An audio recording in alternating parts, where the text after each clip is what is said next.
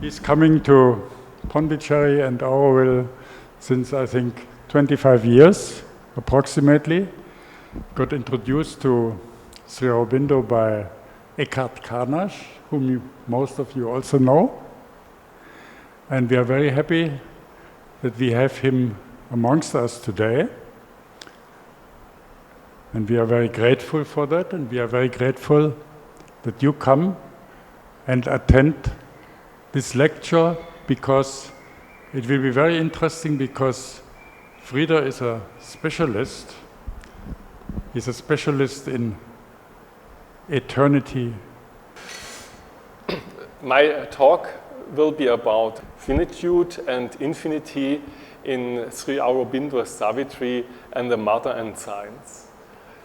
And this idea comes last year because Sid asked me to give a talk in Calcutta. And then I thought, what should I speak about? But because I'm a specialist of infinity, because I studied physics, and in physics, infinity is also extremely important.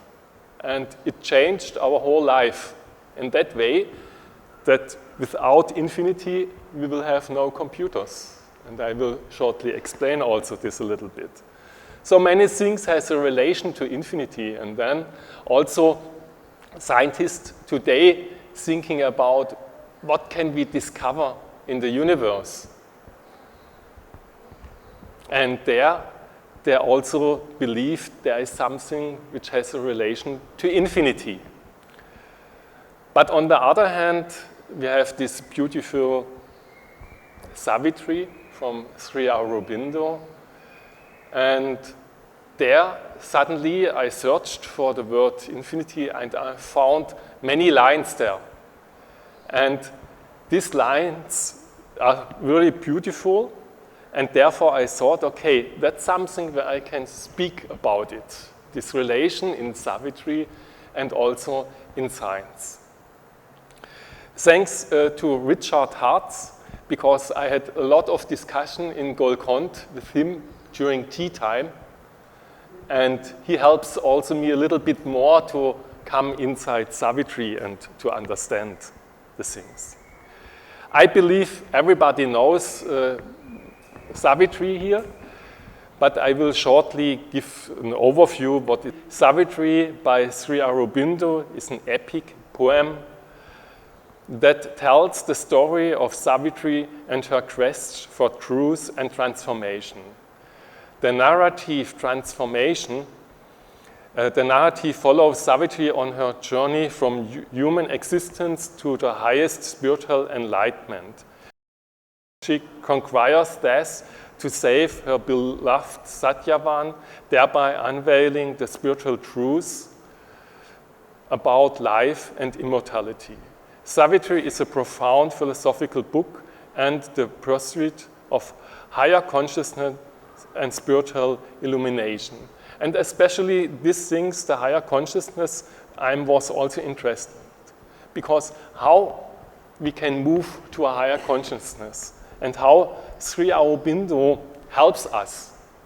And I found out he helps us very simple because he gives us a lot of contradiction. And Helmut said also some paradoxes are there inside. And if you are confronted with contradictions or paradox, then you have to start to think, and you have to start that your mind have to find something. And perhaps one can over then this contradiction or over this paradox to understand the reality. And later I will show you in science there we have really a lot of contradictions and we have many open questions. And it seems what Sri Aurobindo wrote in Savitri and what we can see today in science, there are some parallelity, and that's something important what I want to share.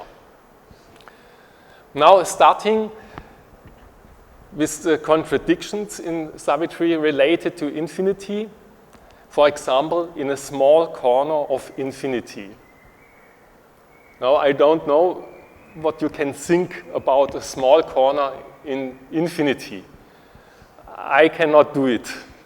And for me, it's really a contradiction in that way that we have to open and to think what could be infinity, that there is a small corner. The other one is also very nice. The diameter of infinity was drawn. So a diameter I can draw if it's 1 meter, something like that. But with infinity, I cannot draw a diameter because infinity is infinity by itself. That's the usual understanding.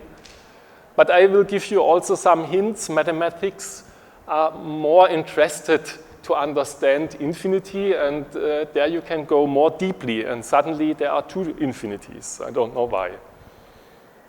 And he also puts in one line infinity and finite together. Infinity's finite fronts she lived in. This combination, it's a complete contradiction because finite and infinity are opposites. But fronts can be like that. And the question is, okay, what's between infinity and finite? Then you can also think about it. And there you can live. Interesting. The other one is the finite self method with infinity. And the next one also goes in the same direction, making a finite of infinity. Especially the last one says something, everything comes from infinity. We also comes from infinity. But can we find something in us which is infinity? It's one question which comes up for myself. And later I will show you, yes, there is something also on the science level that was for me very interesting. And make the finite one with infinity. Now, that shows us also a direction in which it should go. Sri Aurobindo wants to show us we should move into the finity. While there, one is owns infinity. Only when infinity wets the finite thought. Now this is a next term. So our thoughts he's seeing as finite. But the question is how we can combine this with infinity. And I think the starting point will be to think about infinity and to come closer how we can imagination infinity.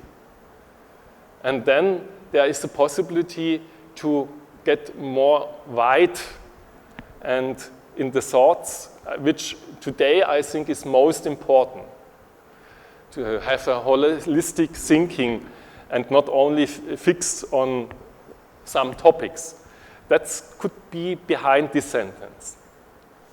Now another nice contradiction is, let thy infinity in one body live. So usually one is the opposite of infinity. And now the infinity should live in one body.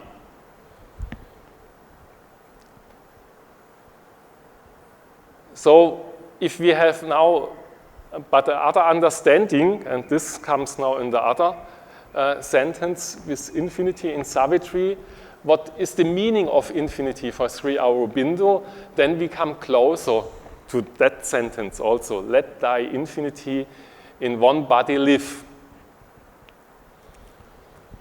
And he clearly speaks about also the connection to the soul and fills a little soul with infinity. So our soul we should have to fill with infinity, or her soul stood close to the founts of the infinity. It's also a beautiful picture. So there are some founts where is infinity, and it's the infinity founds where we can get many things. And last, he wrote here, infinity put on a finite soul. That's something where he makes clear, okay, our soul in that way is finite, and we have to put inside our soul infinity. Question was also for me how to do it. And he has also such a description then in Savitri, and make the heart wide as infinity. So this is one possibility to come to wideness and also to calmness, where we can feel the infinity. Later, I will also show you the mother saw this more practically, and she puts, for example, the infinity in her meditation, how to combine in the meditation infinity. Now, what is infinity? And in the next sentence in Savitri, there you can see, and we break into the infinity of God. So for Sri Aurobindo, infinity is one part of God. Of course, God has many aspects, and infinity is only one. But it was very interesting that he used, for me, I not know it before as I started to search about infinity, a scientific term that is God. And in the moment, I don't know any other spiritual person who used scientific terms like that. Infinity's center of a phase of rapturous calm, co-erasing the freedom of infinity, and feels around her infinity's embrace. So we are living here, and the infinity embraces us. So the divine embraces us in the end, he's saying. And the question, is this true or not, comes also in myself up. And I found some answer in science there, because something is also around us which has a relation to infinity, which of course it's not easy to understand. So we can feel us like a fish swimming in the water, and the fish saying, always there is water around me. And unaware of his own infinity. That's another important aspect, what he says, that sometimes, or mainly, many people are unaware of their own infinity. And to find this out and to think more about infinity helps, for example, to grow our consciousness to a higher consciousness. And one of the beautiful sentences what I found there in Savitri is this one, tuning the finite to infinity. And by that, it's exactly the task what we can do. We can tune ourselves in a higher consciousness and to infinity, to God or to the divine. But we have to tune, and that means not to push, for example. And I got a lot of experience during my stay in Puducherry that I pushed sometimes too much. I not tuned. And then, of course, the body gets trouble, and that it was a little bit too much. So therefore, I like it very much, this word tuning, to find out the frequencies and everything to come closer to the divine. And then the beautiful sentence in Savitri, what is there also in addition, infinity takes up the finite acts. So therefore, we should have no fear. If this really happens, and I think it was the most belief for Sri Aurobindo, and also in Savitri, it ends beautiful. So Savitri could change the law of faith. And that is something to get hope for the future. And I have a lot of hope, and I can also tell from technology side, because I'm working in the area of electromobility and batteries. There are a lot of developments, and it goes faster and faster today. And it can help in some problems. But of course, our main problems is our mind, and we have also to come there to better understanding. Now, there are some other aspects of infinity in Savitri. Another beautiful is, and this is for mathematical people, where zero held infinity in its sum. Now try to make a sum of infinity. We know if you do the sum of infinity in mathematics, it keeps infinity. But zero holds everything. But what is zero? And I think also you can find in Savitri, zero could be not nothing. And zero goes in Savitri more in the oneness.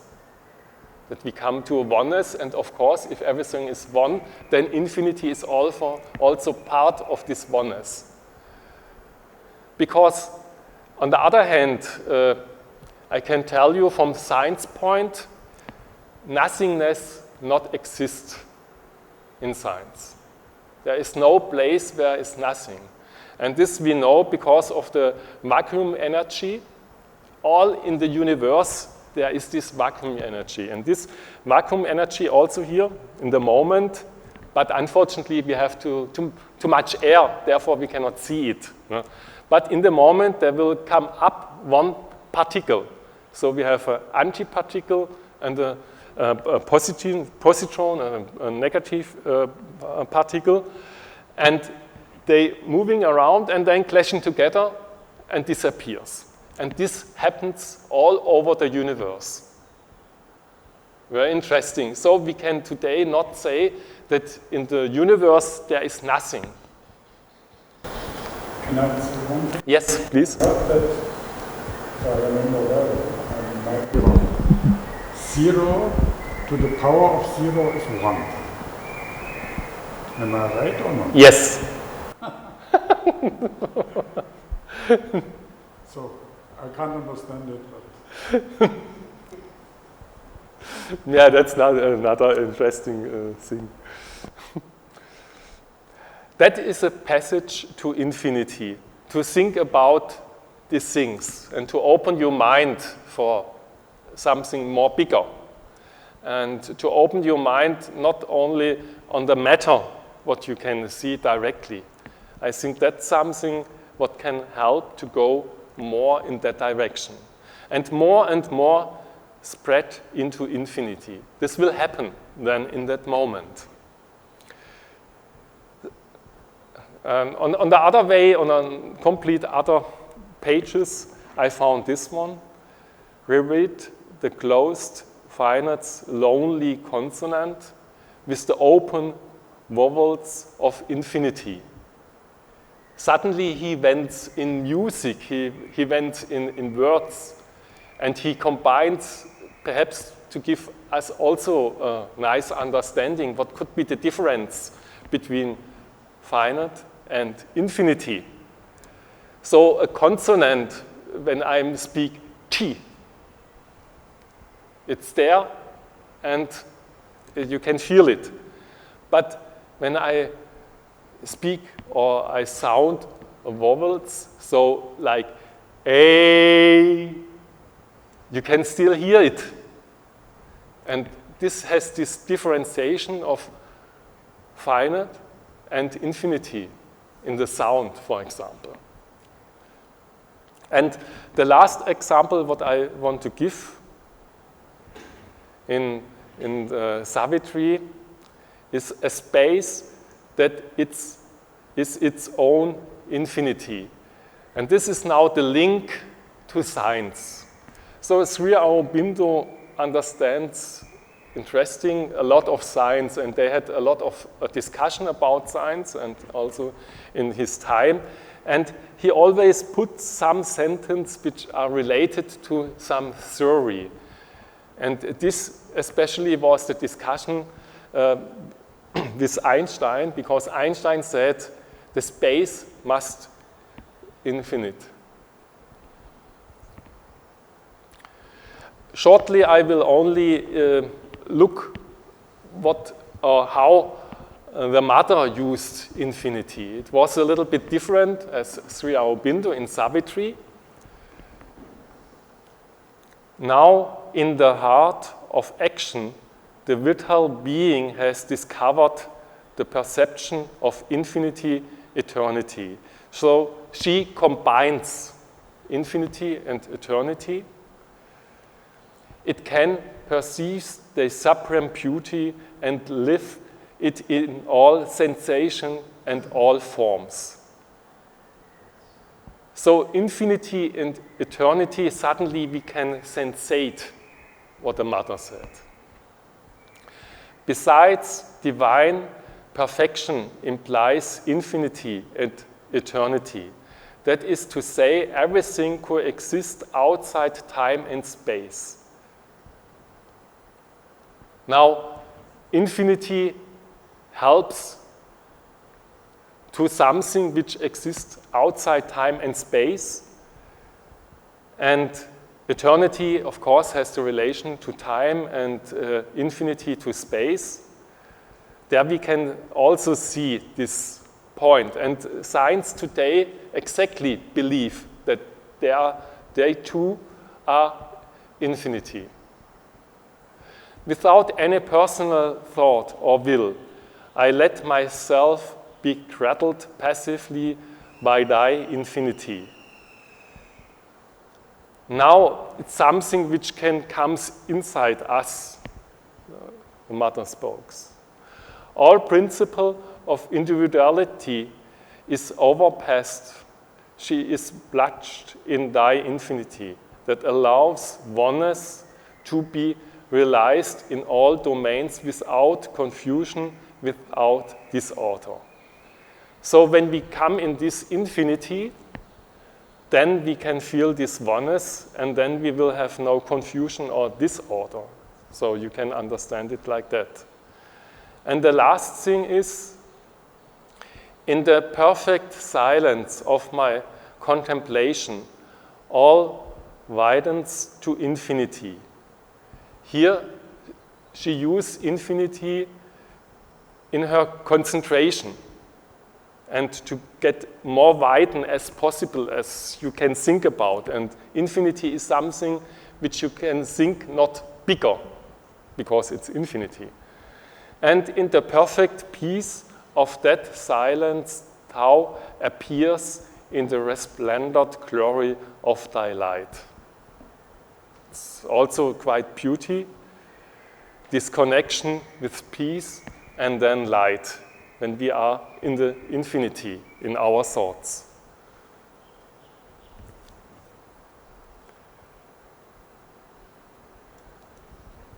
Now the question comes up for me, infinity and science, what is there the relation? And first, I have to really start to think about, where can I find infinity in science? Because all around us, in the moment when I'm thinking about the atoms, you can count the atoms perhaps, and the masses of the Earth is also not infinity. So therefore, I looked first in mathematics, and then I looked also in physics, and later then also there is a relation to the evolution. Now let's go easily in mathematics, because everybody, or many people saying how you can imagine infinity. That is, I think, one question. And it's very simple, because you have only put 1 plus 1, plus 1, plus 1, plus 1. Okay, now I will stop until it will be eternal, my talk. So, Georg Cantor, he found out that exactly the natural numbers have this infinity. It will never stop. There is no number which suddenly you cannot add one more. And that's always some beauty also when you start to thinking, and you can always to add something more. You have only to find the area where it's possible, like in these numbers. And then for him, he thought about what's about rational numbers. They are also infinity. And he did it in a nice way because he found a structure how he can count by the natural numbers, the rational numbers. So that he know, okay, I can count every rational number by natural number. And then it's clear, it's the same infinity. And then it comes in, something strange comes in mathematics. Because we have not only these rational numbers and also natural numbers, we have also these, let's say, real numbers. And everything here in the computer, for example, handled the real numbers. Of course, it's based off 1 and 0. So coming to your equation, Helmut, also this relation. But he found out that the real numbers you cannot count by natural numbers. Because between 0 and 1, you have infinity. And between 1 and 2, you have also infinity. And he could show that this infinity of real numbers is bigger than the infinity of natural numbers. Now I was completely out of mind. Because what could be bigger than infinity? And I think this is one hint that we have not to think in two logical ways in that order, that there are possibilities to describe different infinities in mathematics, and why it should be not possible to describe the divine also in different ways. There is not only one divine, and it's luckily that many people starting also describe, and especially Sri Aurobindo, he describes the divine in many, many ways, different ways, aspects.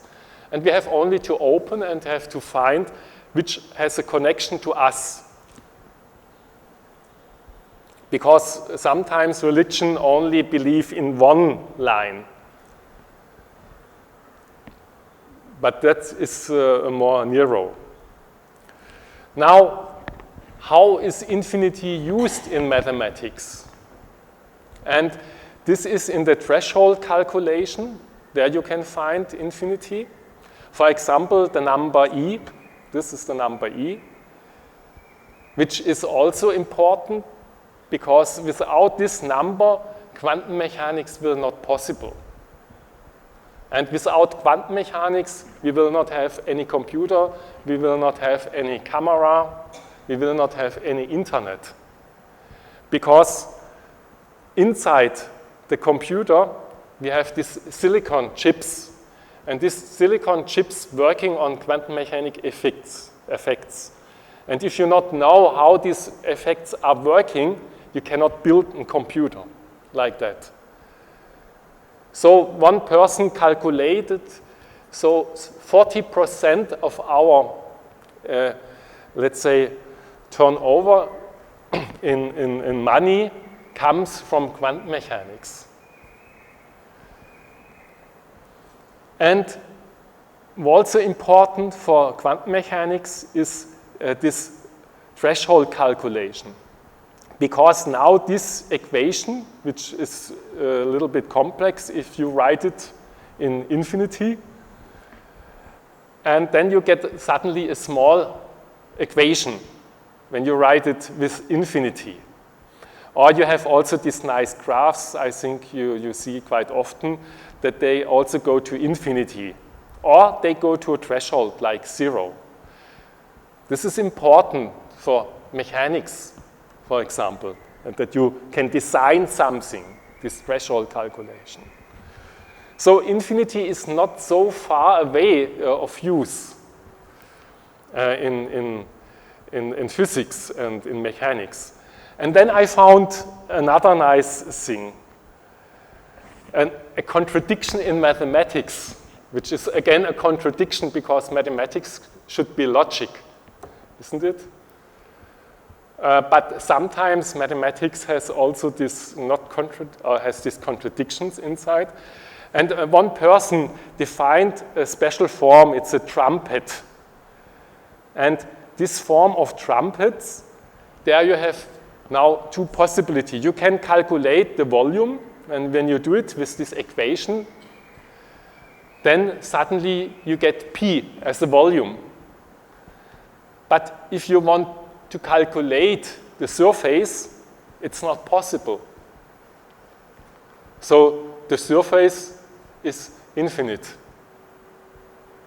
You have an object, a mathematical object, which combines finite with the volume to infinity. I didn't know that before. And therefore, I think he is right, and make the finite one with infinity. It's this combination of things.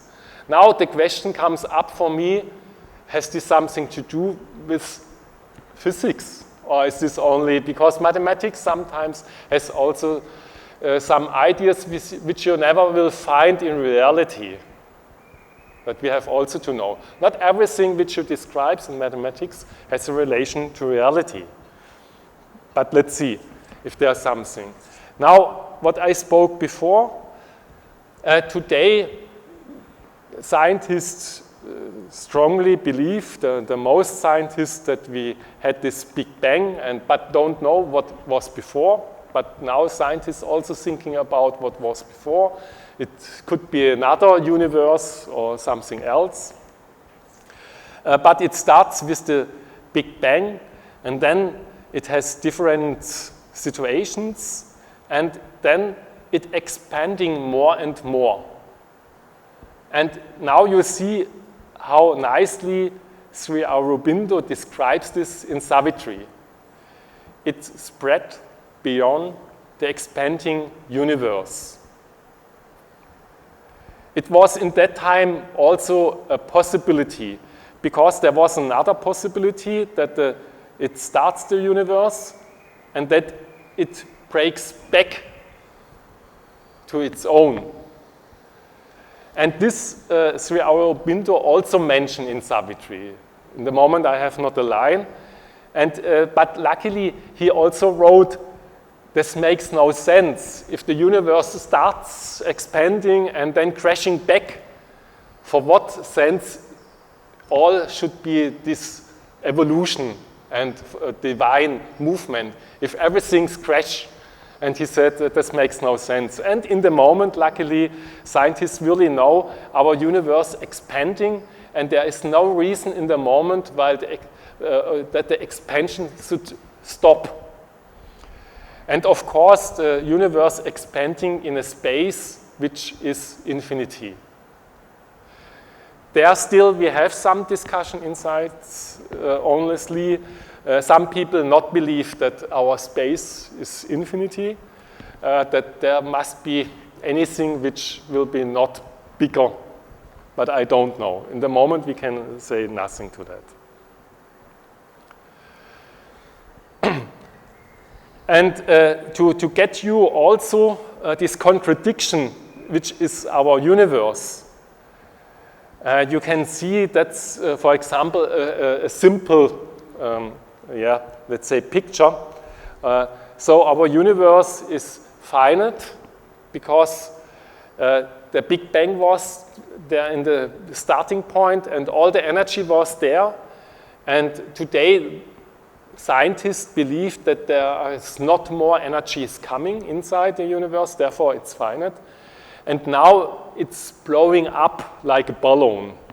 And we have then this feeling that it's emerged in infinity.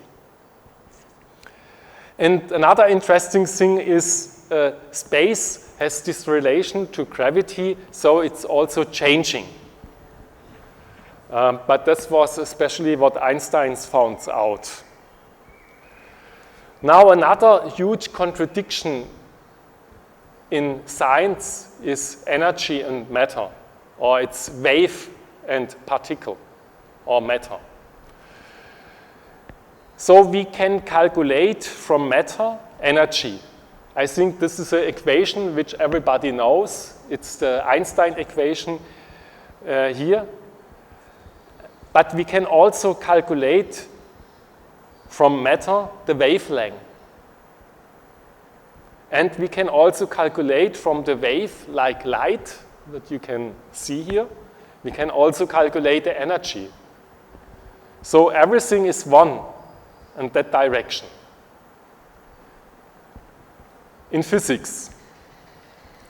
And Sri Aurobindo wrote about that in Savitri, formlessly formed, which is a contradiction. It's strange wave particles. And I think if Sri Aurobindo is writing strange, that it means it's really strange. Because everything what I'm touching, this one is a wave particle. The light is a wave particle. So everything, myself, I'm also a wave particle.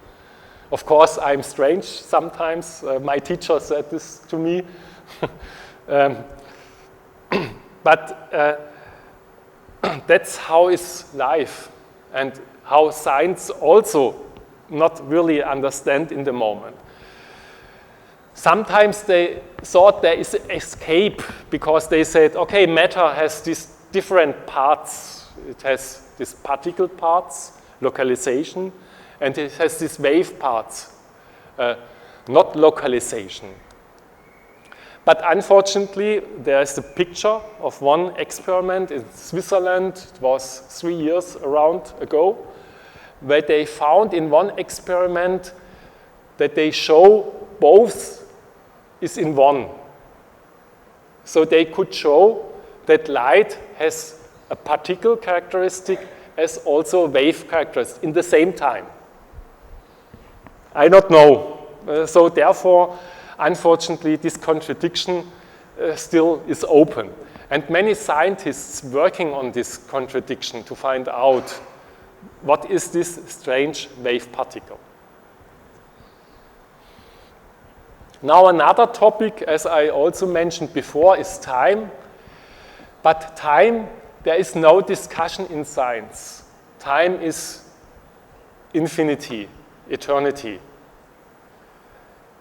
Nobody can give an explanation that time suddenly will stop. But interesting also is that time is related to mass.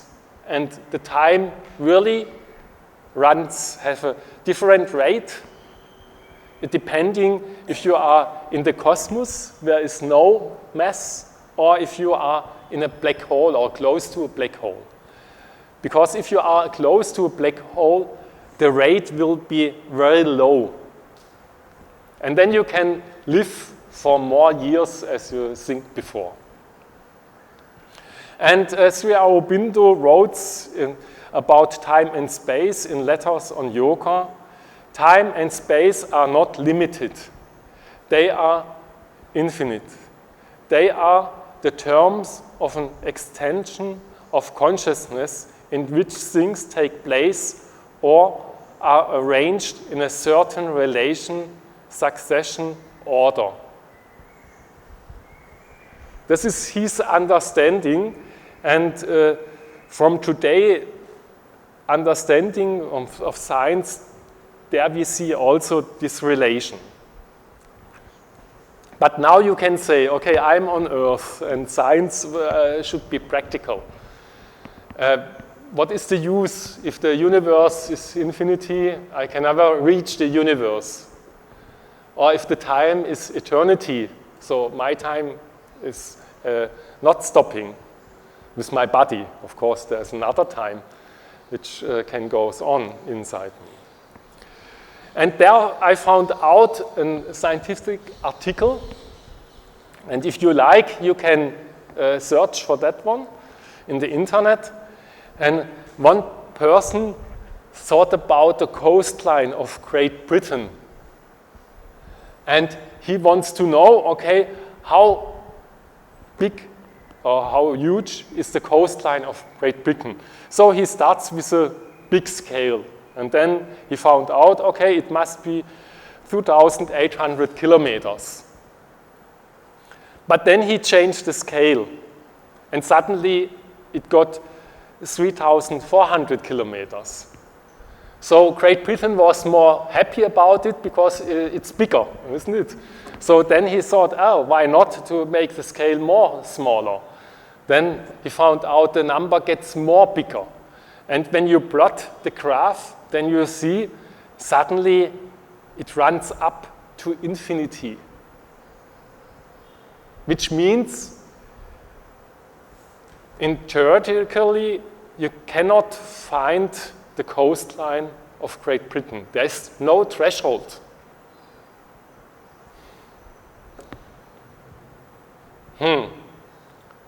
That's a little bit crazy.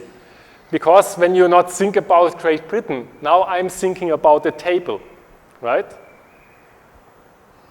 The volume of the table I can calculate. And I can also measure it because I have the weight of the table. And I can small parts volume integrate.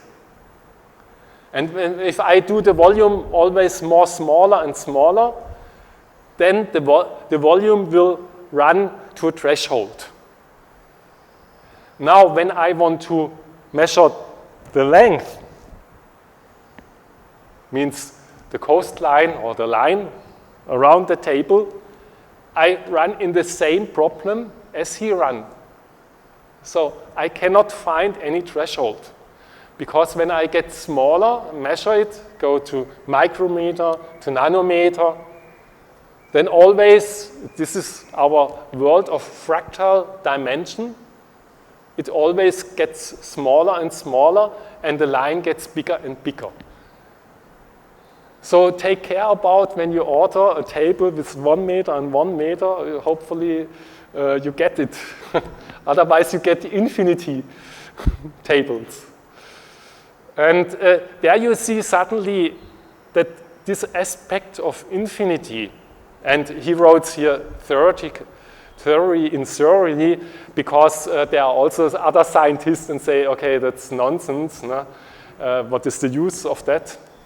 And in the end, you will find any, let's say, dimension. But then there's the quantum mechanics, and then it gets also not so easy, because if you come to the level of atoms, then again you have this uncertainty, and then you cannot measure anymore. So it's really tricky to measure coastline. And this is part not of any thoughts or, let's say, poems or something. This is our reality. So there you can perhaps feel a little bit there is also this connection to infinity, where we have here in our surroundings. And this contradiction in the moment is also not solved in science. It's there. And as Helmut said once, contradiction helps us to move us to more creativity. And I believe also in that direction. If we have some contradiction, then we can start to think about, and we can start to think, for example, to come to higher levels. Now, evolution, which is also important for Sri Aurobindo, because he says evolution it's one important process of nature, and also also humans can more involve, get better, let's say, in that direction. And when you combine time and evolution, then you have to think also about that evolution must be also infinity. As long life exists, of course, if we destroy the Earth, or I don't know what else, then it will stop in that case. But as long life exists, there is no reason why evolution will stop and will end in any situation. Of course, the time scale, and that also mentions Sri Aurobindo, it's not short, it's a long-term run on evolution. Now I give you the conclusion of my talk. Sri Aurobindo used infinity mainly in terms of his contradiction to finite. So you have always this play between finite and infinity. And science has also this play and this contradiction. And we can find this contradiction, for example, of finite universe and infinity space. As he also mentioned, a space that is its own infinity. It spreads beyond the expanding universe. And then you have this contradiction between wave infinity location and practical finite location. Formlessly formed, its strange wave particles. And last, you have this contradiction of infinity coastline and finite surface or volume, let's say on that side, and make the finite one with infinity. But today, some thought comes in my mind, and I created another slide. And because I asked myself how science overcome contradictions, because all that what I showed to you was contradiction which still exists today. And there is one example how science overcome contradictions. In the, let's say, 17th century, 18th century, it was completely unclear how the Mars is moving. You see, everybody has this picture, the movement about the planets has to around the Earth. And then you get a movement like this one. And then there was Newton, and Newton also explained his laws on gravity. And nobody could explain how this can happen, this movement of Mars. This was a huge contradiction because it not fits to the laws of Newton, right? And then Kepler comes. And there you can see if you fixed on Earth on the thinking, you cannot solve this contradiction. But he overcome this contradiction by moving to say, okay, it's the sun. Everything must move around the sun.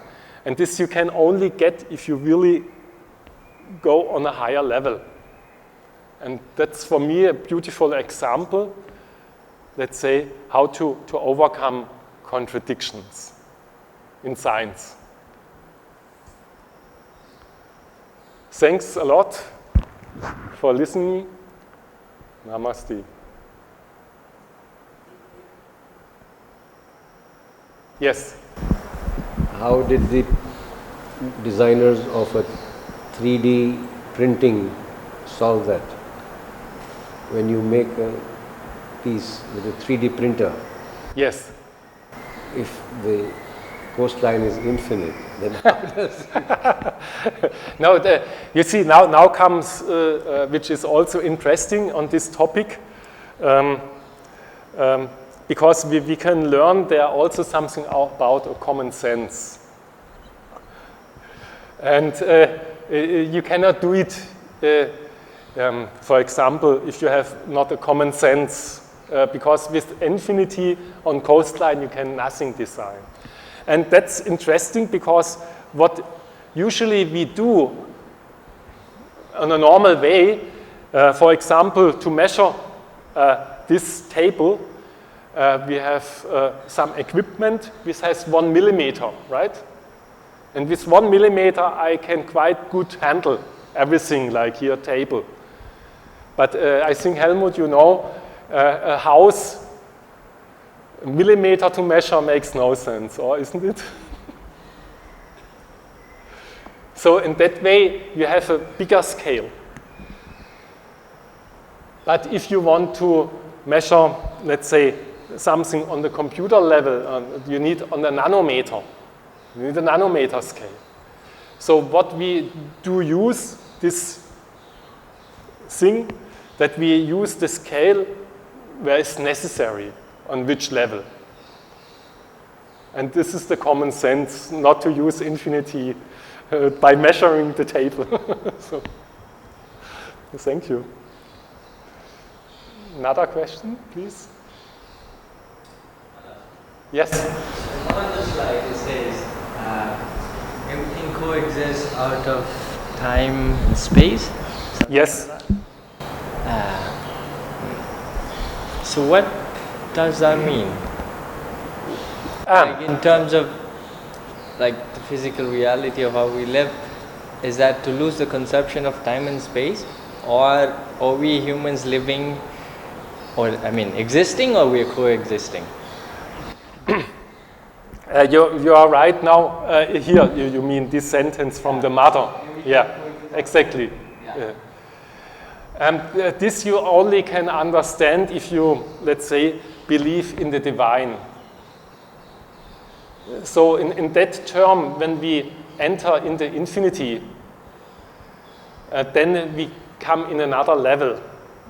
And it seems that for these people, they got this experience. It's a more or less a kind of experience that in that area, suddenly time and space not exist anymore. Of science, we can nothing say because we can also only say it's time is eternity and space is infinity.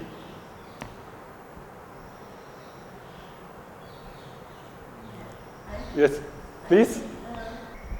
Me touched also here that it can perceive thy supreme beauty. I think thy supreme beauty is infinity. And also when you smile, you have no, how you say, you have no limitation. It is a free space. And the other thing which since long goes with me is in the Kena Upanishad, I think, the name of that is delight. As delight, we must worship and seek after it. Delight is also something by its quality, yes, infinite. Yeah? Right. So, and that's now also in what you can find in Savitri, that joy and delight are very often. Yeah. And that was for me interesting that Sri Aurobindo point out these things which are again another quality of the divine. And yeah, I think in that direction now it's always the differentiation between science, but you see also when I'm speaking about, and many scientists, and I also heard some lectures from Nobel Prize people, and they writing, they telling the stuff very enthusiastic. So they have a lot of joy by discovering things. And that's the beauty of science, that when you discover something, then suddenly you get this inner joy and this inner delight, and there you find this relation. And therefore you cannot so easily stop scientists, because they work for their own joy and own delight. Yeah, is there another question? Please? Your last example, the one with, I think, Newton and Kepler, Yes. I think they are very interesting because they show that with the advancement of perception, the contradiction dissolves. It's not existing anymore. Yes. The movement of Mars in that funny shape is actually only because of our point of view. Yes. If we overcome that, it disappears. Yes.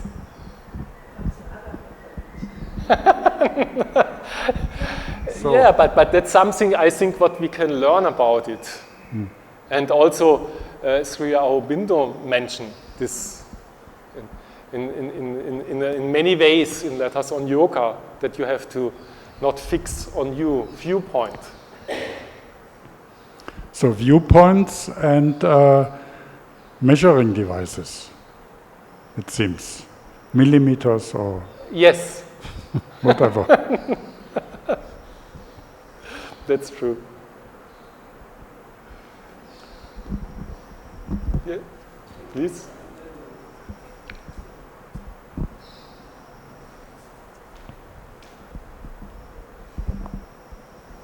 In Advaita Vedanta, non-dualism,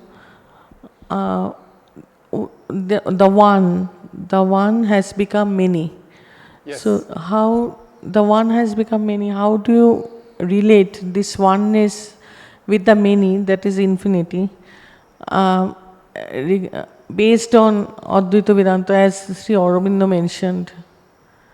If you can please explain. It comes spontaneously in my mind, this equation. Everything starts with one in mathematics. So the natural number, the first number in that way is 1. And suddenly it spreads to infinity. So, of course, that there is this other meaning by Sri Aurobindo, but in the end, also with this, how he describes the zero, for example. No? Let's see if I can find it.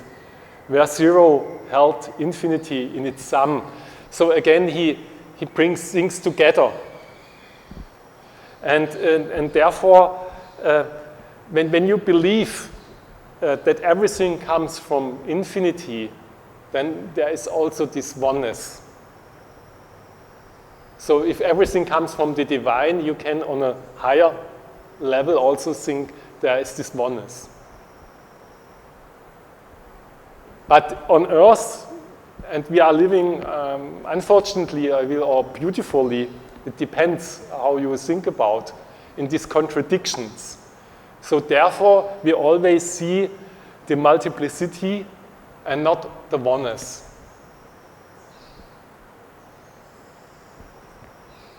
But again, I think if you shift, or if you come in another experience, then suddenly this multiplicity can change to this oneness, the feeling. Thank you. Thank you. Yes?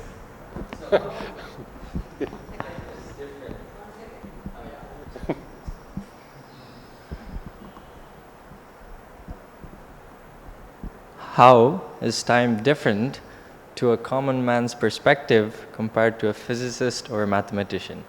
And if, let's say, a common man's perception of time is just play of light and darkness, because if the earth moves around the sun, then we say, okay, it's noon or it's morning or it's night because it's dark. And how does a person who is really into mathematics or would, for his eyes, how does time, how does he relate it? Please say again. So you mean? Let's say, for me, I'm not so much into mathematics or physics. I have no idea what that is. Yes. I know a little bit of the basics. And when we say time does not exist, and if I see, okay, time as what we say now about time is like, okay, if the light comes up from the sun and we say it's morning, it goes up and then it's noon, and then when it vanishes. Exactly, yes. So it's night. Yes. And if I see time as that, because we still exist forever, it goes for eternity. Yes. And how does a mathematician or a physicist see that? And what is time for him? You have to know, so mathematics in the end is, as also physics, is a kind of language. And it's a very successful language because one Nobel Prize person said, because he was asked why he believes in science. And then he said, it's function. And we can see its function in many terms. Therefore, it's a language, and you have this kind of language to describe something. But anyway, it's only, as also Sri Aurobindo said, infinity is not only God. It's only one part of God. So there are also other aspects. And of course, there are also other aspects on life, also on myself. When I'm watching, when the sun goes down, then I'm in the beauty, and then I'm not in the mathematics calculation how it will end. But when I want to understand something, then I try to think about mathematically and in terms on physics. So that's always the question on to be on different consciousness. And we as humans have this ability that we can decide which consciousness level we use for what, for example. Okay, thank you. The vital being has vital discovered. Being. Yes. Yeah, vital being has to discover the perception. So it doesn't. I understand it more that our vital being can, let's say, improve if it gets the feeling of infinity and eternity, and especially in that direction, if we always believe that we will die, for example, then it has also an effect. And if we come to this wideness, or let's say eternity, then our vital being can change. So that could be one understanding for me.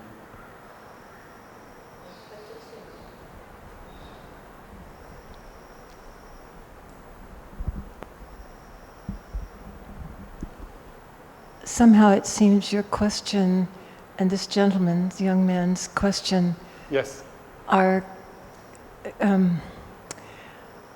I've tried to think about time in odd moments of time. For me, it seems like time only exists within the manifestation, that outside of the universe, that it's, you see? So we are locked into the system between events we're measuring, between things that happen. Now, how the vital being discovers the perception of infinity, I've never seen this before, so this really blows my mind. I guess there's no real question in it, but time really exists only within the manifestation from science? Would you say? Of course, because science cannot say something else about metaphysics, for example. And for me also is a huge contradiction that I'm living in this reality, but on the other side, I'm living also in dreams. And I'm living there also in a sub-physical world. And in these dreams, in this sub-physical world, time has another meaning, and also space. But physics in the moment can only say something about the real world, let's say. And there we have this. But anyway, in physics itself, time is something, critical. And people now working on this combination to bring quantum mechanics together with gravity. So this is one of the biggest tasks in the moment, because there is also this contradiction between quantum mechanics, where there is no gravity, and of the other side we have these big movements of the galaxies, and we have Einstein's equation, but we cannot bring it together. It's not possible in the moment. And time has a bigger relation in this, let's say, Einstein's equations, and then also in the change, as I explained, if you close to a big hole, suddenly time really change. We cannot think about, because we have this time here on Earth, but it's really physical different. And so therefore, sometimes what I see, if we look more deeper in science and want to also come to understanding, it's more opening, because there are so many open questions, and it helps also to think time as a different aspect, as not only from one to next step. And that way you are right, yes. Yes? Okay, I guess there are two types of time, like non-linear time and linear time. So some say that linear time does not exist, it's just a human construct. Yes, yeah. yes. So you see, Newton was the person who thought on linear time. Because he said that the time is universal, and there is no change, anything of time. Nothing can change. But Einstein changed this to this dynamical time. Exactly. And but this is another really extreme complex topic, because we have these gravitation waves, and they discovered this. And these gravitation waves, they are so huge that they change the time by themselves. And then it gets a little complex. Now, what happens with time and that way? Yes, and that's a lot of dynamic. Okay. Thank you for your wonderful conference. The mystery of time is very fascinating, because all these people around you have been involved in a different phase of time.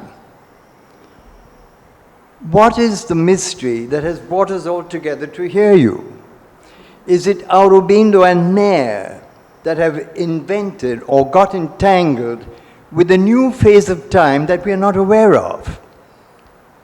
What is the mystery of all these people coming here to Auroville from different types of situations, different types of lives? What has brought us here? And what has made us come here? We're all from different backgrounds. We're all asking questions. Yes. And yet, there is a force that is determined that we are here. And this is a big mystery that probably I have pondered about it 101 times. I came here in 1970 by chance in a conversation with a football player who had visions of Aurobindo and didn't know who he was. And through this conversation in 1970, I'm here.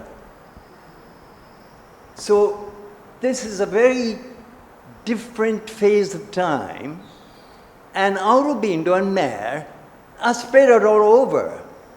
A couple of years ago, I was here, and there was a wonderful party between Chinese, Korean, and Japanese Aurovillians. So I went to this party with my wife, and we had dinner with a 9-year-old Chinese boy who was studying Tamil here and studying Chinese on his Skype. He was having lessons in China and learning Tamil here, and they came on a very brief visit to Auroville from China. Yes. And what about the Japanese? And what about the Koreans that detested one another? They were all here in harmony. So what has Aurobindo and Mayer done? And we are not aware of it. Unless you observe it from very different angles, independently of how much you know or how much you don't know, there is an entanglement that is really out of other people's realities. Of course, and still science also not know what is this entanglement of photons.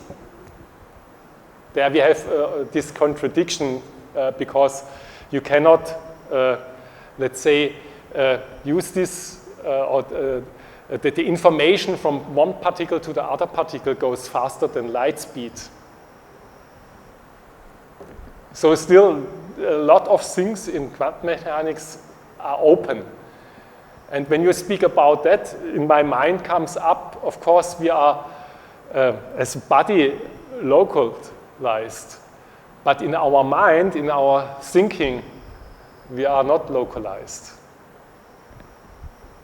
And our body, of course, is moved by our thinking and by something else, that it can bring things together suddenly. So thank you. Yeah? Can you please elaborate a little bit about your range time and reality? Which time? You had spoken something about we live in dream and A in dream reality. time, a dream. Phew.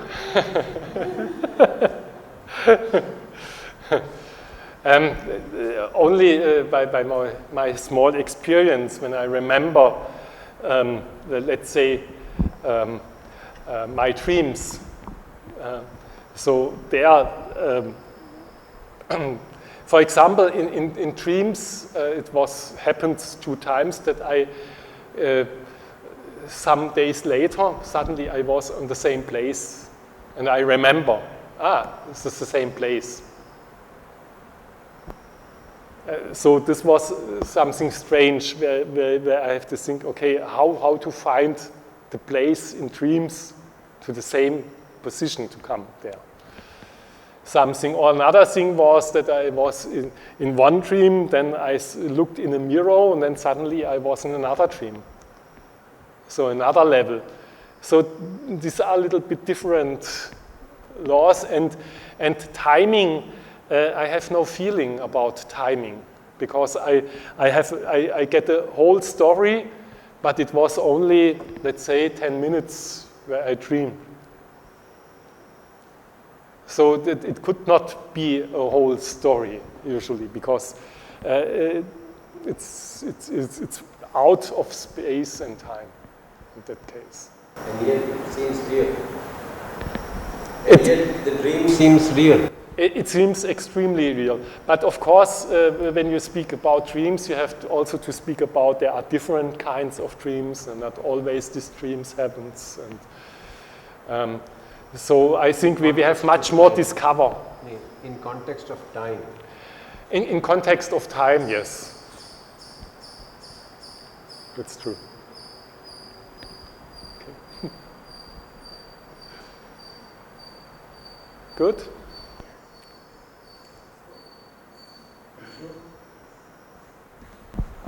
Thank you, Frida. What a very interesting hour.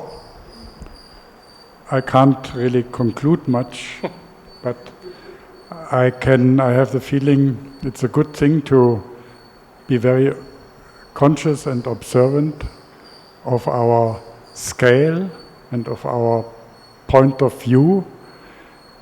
It might help us to eliminate contradictions. That's true. Thank you. you.